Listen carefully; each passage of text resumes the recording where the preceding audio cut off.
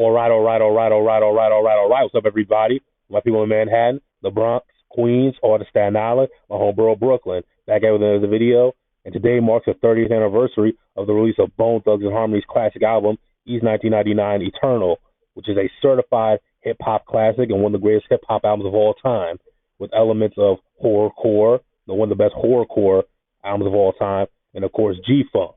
The album was executive produced by West Coast hip-hop legend, the late great Eazy-E, who of course passed away 4 months before the release of his album, unfortunately, and they paid tribute to him, but we're going to get into that.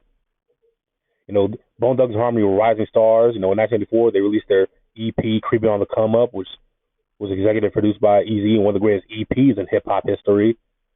And that created a lot of hype for Bone, and that led to this classic with songs like E.1999, Mo Murder, the little interlude, Mr. Ouija 2, and of course their classic singles. First of the month. Wake up, wake up, wake up, it's the first of the month. As Chris Rock would describe, a welfare carol. Is the video for it. Of course, the next single release was E's 1999, and of course Bone Thugs, probably their signature song, The Crossroads. Let's all bring it in for Wally, E-Sister, Uncle Charlie, Lil Boo, God's got him, and I'm gonna miss everybody. Like, when you think of Bone Thugs-N-Harmony, this is probably the song you think about. This and Thuggish Ruggish Bone are probably their two most popular, well-known songs. Of course, on this song, they paid tribute to everybody they had lost, including their mentor, Eazy-E, who, like I said, died 4 months prior to the release of this album. They paid tribute to one of the greatest videos in the history of hip-hop. You can see them looking up at the sky, and there's their mentor, Eazy-E.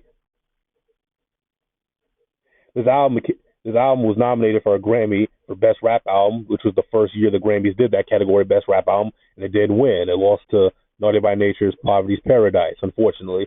Although it didn't win the Grammy, but the Grammys rarely, if at all, get hip-hop right.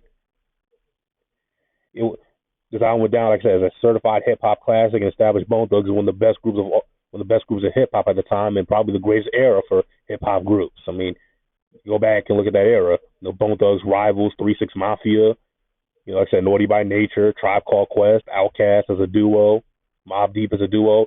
The 90s was the best era for hip-hop duos, probably the best era in hip-hop history, period. But we can debate that another day. Here they are the following month on the cover of the Source magazine, back when the Source meant something in hip-hop. Like I said, included elements of G-Funk and horrorcore. My favorite song on this album is probably The Crossroads, to be honest with you. Just so good, so melodic, so classic. Love it. See you at the crossroads, yeah. See you at the crossroads. But, guys, tell me, what's your favorite song from this classic, hip-hop classic? Is it Crossroads? Is it Mo Murder? E's 99?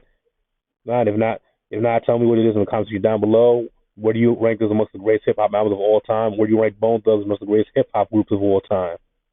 I want to know all that in the comments down below. Don't forget to click like button, subscribe. Have a young brother grow on YouTube. I'm going to see you all.